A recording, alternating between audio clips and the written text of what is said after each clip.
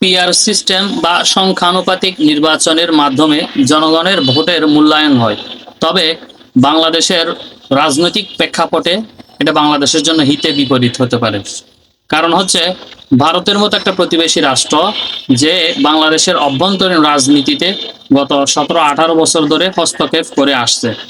So ভারতের এজেন্টরা PR সিস্টেমের মাধ্যমে বাংলাদেশের সংসদে যাওয়ার একটা সুযোগ পাবে।